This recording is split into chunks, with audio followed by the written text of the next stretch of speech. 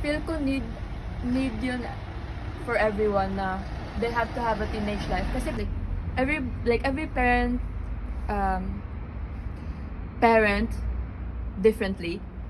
Pero, kala kasi nila na they're doing it, they're doing it for their best para may protect sila.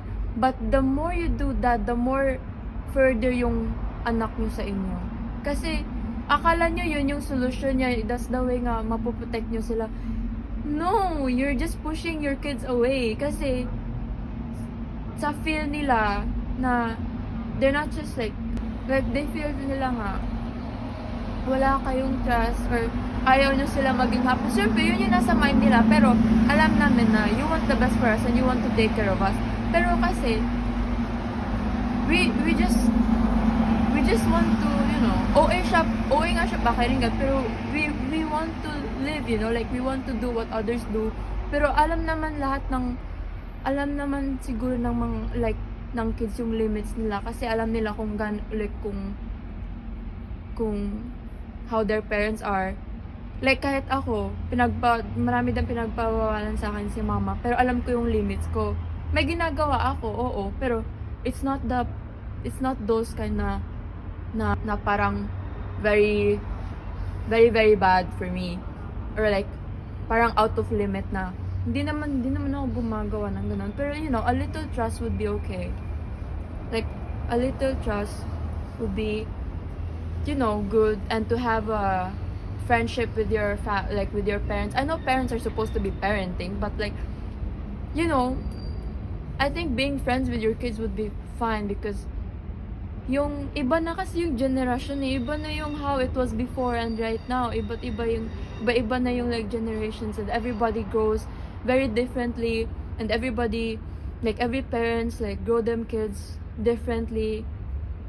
But if you don't if you only say no to your kid, like, no, hindi pwede, pinapagbawalan niyo lang, like, no, hindi pwede yan, hindi pwede yun, kasi, but you won't say a reason to your kids will never understand, and your kids will just think na you're just, like, obviously, we will think that you're a bad parent or something, and you don't want us to be happy, pero, explaining it, and, like, communicating better, would be more understanding for us. Like, ma-understand namin yun more. Hindi lang yung, no, you can't. No, you can't have this. No, you can't have that. Or, no, you can't do that. Di pwede yan, di pwede. Ganun, bawal yan. Matulog ka na, umuwi ka na, ganitong oras. But like, tell it in a more kinder voice. Kasi, sure ako, emotional yung mga, like, my kind of age people, and like the younger ones as well, even the older ones are like emotional, like kahit ikaw, diba, like you have, like, sensitive ako, like we are sensitive in different ways. Pero what I really think that parents should do is like, listen to their kids, communicate better, like, in a calmer way, na para ma-understand din namin, not just saying na hindi pwede to, ano, walang communication. Tapos di namin magigets. Paano namin magigets kung di kayo magko-communicate, diba? Pero Communicate better. siguro overprotective si parents. Overprotective yung parents. That's why the kids won't know who they really are unless they are let out. Unless they try new things. Kasi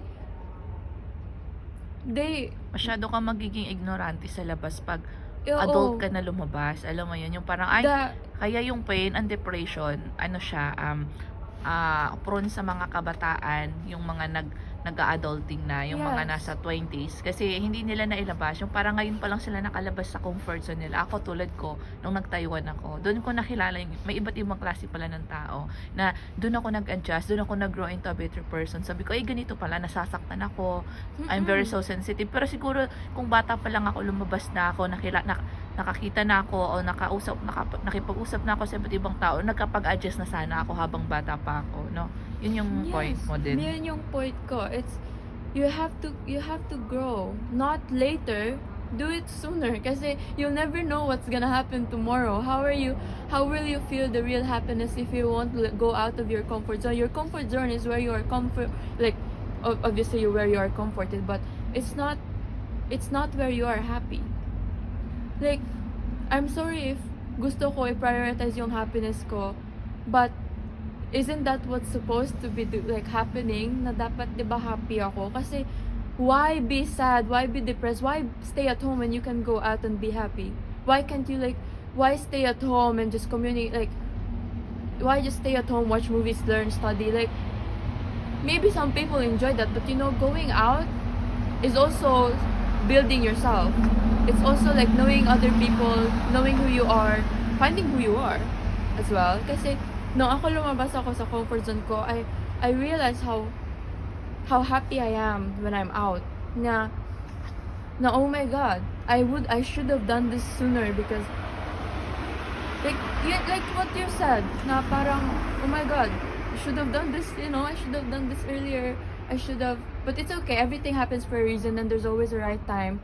But I think I'm pretty valid. I think I'm pretty valid when it comes like with what I said. I can't really explain it better or like in one language, pero I think we should be, we should have trust from our parents. But everybody is different. Everybody will parent themselves different. Parang they will teach their kids how they want to. Sila naman yun. But that's just wrong for their kid. That's not, if they are, feel ko kasi, I don't know, ang mix na ng mind ko, dami ng thoughts. Pero hindi naman pare-parehas ang mga younger generation ngayon. Unlike you na priority mo pa rin school mo kahit may boyfriend ka na. Yes. Diba before 18 may boyfriend ka na, diba? Yeah. 2 years so sa na kami iba, ngayon. diba, sa iba i-judge ka na gano'n. Kasi ang bata mo pa nagbo-boyfriend ka na. Ano yung masasabi mo dun sa mga ganun pa rin ang thinking ng mga parents ngayon? Hindi kasi ako ganun, nag-stop na ako ganun. Kasi before, I used to have the mindset of like, oh my gosh, what will other people think of me na nagbo-boyfriend ako, ganito, isi-secret ko na lang ba to, di ko na lang ba sasabihin, or like magko-quiet na lang ba ako. But I realized na, why should I care about their thoughts when I have, like, I don't really care na, ayoko, hindi na ako nagtithink na ano yung maiisip ng ibang tao, kasi, Doesn't matter. I don't know them. They don't really know me. They don't have to know me. Like, kasi i-judge nila ako one day and then the other day they're gonna forget it anyways. And parehas naman tayong tao-tao. Like, why would I care what you think about? I can just think about what I wanna think about. Like, ay wala akong pakay sa iniisip mo about sa akin kasi di naman kita kilala, di mo din ako kilala, and I don't owe you any explanation. Kung mag-judge ka, di mag-judge ka, nag-judge din ako. So what kung may boyfriend ako? So what kung gusto ko mag-party? So what if gusto ko lumabas? So what if gumagala ako? As long as na alam mo yung limit Alam ko yung limits ko, alam ko yung ginagawa ko. Kung inggit ka, di gawin mo din. Or kung it's a big deal for you, then just don't judge, don't look. It's not that hard. I already stopped thinking about what other people think of me kasi it's just not worth my time. It's not worth my time. It's not. I have better things to do. I have better things to think of than think about what they will think of me, what they are thinking of me, what they thought of me. Kasi it's not worth my time. I have other things, and I am happy. Thank you. I don't want to think about your thoughts. This just makes me negative. This just makes me sad. I don't care. And naniniwala naman ako sa'yo kasi imagine mo, di ba, nakakapag-hangout ka, lumalabas ka with friends, nagimik ka for short, diba? And then may boyfriend ka at the same time, top ka sa school. Yeah, so nababalance mo siya. Nababalance ko siya. Like, everybody is different. This is how I balanced mine. And I know I could still do better. I am trying my best. I'm always trying my best every day, and I'm doing good in school. I'm doing good in my I don't think I'm a bad person at all. I do not do anything bad. I do not do any kind of drugs. I don't do that. I go out. I go partying, but because I enjoy the music that I like. Kasi nung non-comfort zone ako, I was always listening to music because that's what made me happy.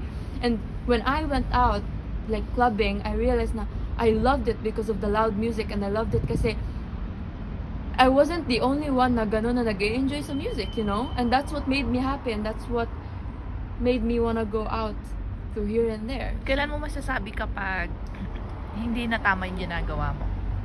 Hindi na tama. Siguro pag nag-step out to my limit na ako na parang I tried something na I thought I would never try. Or kapag hindi mafe-feel ko kasi talaga yun eh. And like, even if like, sinasabi nila sa akin na, hey, you should try this, you should try that. That's when I say no. I know how to say no. I know how to say no. I know how to say no. I know where my limits are, and I know what I want and I know what I don't want. And ang tiniting ko lang na thoughts na mag-judge sa akin or mag-something or will have thought about me is the ones who I love. That's what matters to me. I don't care what other people think who don't know me. Ang iniisip ko na thought is yung parents ko, boyfriend ko, my friends, my other friends na na what will they think of me? I'm not gonna do that because I know that I would lose some people because of that. Why would I do that? Because like sasama ako sa mga dun, I have to rethink everything. Tinithink through ko everything. Kaya nga ako overthinker. Overthinker make things complicated. Pero I do that for a reason. And yung tuition ko din, it helps me. Kung gagawin ko ba to, hindi ko to gagawin. My guts tell me if like gagawin ko ba to or hindi. Oh, naniniwala ka sa intuition mo? Naniniwala ako. Actually yes, I do. Naniniwala ako sa tuition ko. Pero alam mo, Pero I know how to take a risk then. Yeah. Pero alam mo kung good person ka naman, alam mo sa sarili mong mabuti ka inside. Yes. Pwede natin pagkatiwalaan yung intuition natin. Yeah. Kasi minsan, kung may bad side ka, alam mo sa sarili mo, then yung mga intuition mo minsan hindi dapat pakinggan, di ba? Yes. I've been there. Like that's just how it is. Yun yung ano ko eh. My mindset is pretty different. And I think if my parents will see this, I think like they should be thankful na ganito ako at hindi ako ibang mga judgment dito sa ay sorry. It's like hindi ako like para sa ibang ka-generation ko na mga kids kasi they be going out tas nagdodroga or like nag-smoke or something, and I don't do that. I don't do any of that. I just go out and I'm hanging out with my friends. No, and you know, I'm at home, I'm doing well in school, and like Do you think ano yung natututunan mo sa pag-out mo? Sabi mo nga mas makikilala mo yung sarili mo kapag lumabas ka at a younger age. Kasi ako nagiging matured enough ka. Tapos naiintindihan mo ang bawat isa. Yes, yung parang hindi ka exactly. nagiging makitid. Ganon. Kasi nakikilala mo din yes, ibang tao. ibang tao. Hindi lang kasi hindi ka hindi ka magiging paranoid or wala baka ganito siya or bakit. Kasi ikaw nag-out ka na eh. Nakita mo sila diba? Iba't ibang klaseng tao kasi meron tayo. Exactly. The more you know the other people, the more you actually also know yourself na hindi ka ganun or ganun ka din. Ma-realize mo pag naririnig mo siya sa iba or like you notice na ginagawa din nila, you will think na, oh, I'm not alone. I'm not the only one who's like that. Like, nakikilala mo yung ibang tao, nakikilala mo rin sarili mo na, wait, parehas kayong dalawa, ganun. Parehas kayong tatlo, ganun. You like the same thing, ginagawa niyo yung same thing. At the end of the day ba, nare-realize mo na sa pakikipag-socialize mo sa tao na ay ganito pala yung totoong mundo. Na-realize mo na 'yon. Nasaktan ka na ba sa labas? Oh, of course. I have experienced a lot of things, and also Ano 'yun sa actions ng iba? actions ng iba, verbally, like physically, anything na like napapansin ko din yun na mayroon din mga nangyayari sa akin. I've been through many things as well. Pero aside from all those na sinasabi ko na ganito yung parents, ganyan ang parents, I'm actually also very thankful for strict parents. Kasi yung strict parents ko, they actually also taught me na like they also helped me grow up. They didn't really I mean I'm thankful for them kasi strict din sila kasi if they would have let me out that early at my age, feel ko hindi iba din ako ngayon. But I know that happened for a reason, and I'm glad na that happened before, and like right now it's different. It's actually getting better. Pero and may sinasabi din, like example si mama, sinasabi niya wag akong pumunta doon, wag akong pumunta. Tapos may malalaman ako the next day na oh my god, nangyari to sa kanila. Like parang mayroon ding guts yung mga parents na why their kids shouldn't do this and that. Pero not at all times. It's just I'm saying that strict parents actually also like create sneaky kids, but also like smart kids. Like they will actually know about people. They will, because your parents are also judgmental people, and like when you listen to them and what they say, like these ganto yung isang tao, ganto yung nangyari. Huy, ano, nakita nyo ba ito sa internet? Like, kakaselfon mo yan. The older I got, I actually realized oh my god, phone is actually bad for me. Like, na-realize ko din yun. And like, going out a lot, it just makes me tired. Like, dami ko din na-realize. I'm actually okay with how I am right now. Like, okay lang kahit ganito ka-strict silang mama. Basta I'm still let out. Nag-enjoy pa din ako eh. Kasi hindi naman sila strict talaga eh. They're parang okay-ish strict. Like, we got along as well. Ano naman yung masasabi mo sa younger generation? Ano yung ma-advise mo na bilang ikaw, kasi ano ka na yung kumbaga extrovert kang tao, pero alam mo yung limits mo, nakukuha mo pa rin yung mga dreams mo, na-achieve mo pa rin yung mga goals mo. So ano yung mga masasabi mo doon, message mo doon sa mga younger generation para mag-grow din sila, gagamitin nila yun para mag-grow lang sila, hindi para mapariwara? Know your priorities. Always have the thought of, communicate better. Try it with your parents, try opening up kasi if you won't talk it out with your parents, you'll just stay in the same situation. And always have the thought of everything happens for a reason, and good things takes time. And God is always there with you, and God is gonna be your helper because He will have the perfect time for you.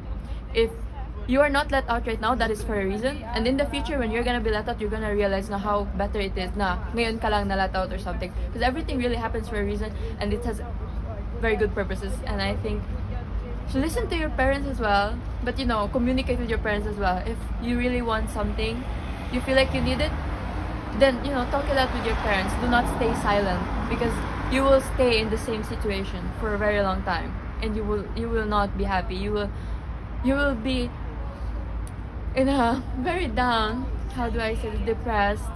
How about dun sa message mo sa mga parents na nagiging strict pa rin masyado? Trust your kids. Communicate better. Trust your kids, communicate better. And you just have to communicate, Communicate. Sit down, communicate. No shouting, no raising your voice. Kasi mapupunta kayo sa iyakan. But mapupunta din kayo sa iyakan even if you talk it out. Kasi yung anak nyo kasi, feel ko kasi, if you get listened to, like, ako, if I was listened to by my parents, I would cry kasi I was listened. Like, I want to be listened. Listen to your kids. Listen to what they feel. Ask them how they feel. Communicate better. No shouting, no raising your voice. Communicate better. That's it. You just have to communicate. You don't have to do anything else. Just communicate with your kid. Know what they want. Know what they need. Like, listen to them. Ask them questions. Know them better. Kasi strict parents with yung mga kids nila, their friends know them better than the parents. The parents think that they know their kids better because they live in one house and like they are their parents. That is not true.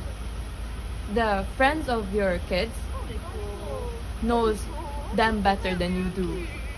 Would you able to say na ano yung favorite color ng anak mo? Ano yung favorite food ng anak mo? Alam mo ba kung ano yung hindi gusto niya? Alam niyo ba yung favorite subject niya? Alam niyo ba what happened in this subject or something? You won't know that because you don't communicate with your kids. Spend time with your kids. Kasi that your kids want to spend time with you, but later they will get tired of trying to be with you and trying to have a relationship with you. Mapapagod din yung mga kids, not just you. You have to communicate sooner or later. You have to communicate with your kids because that's just the only key. Communicate.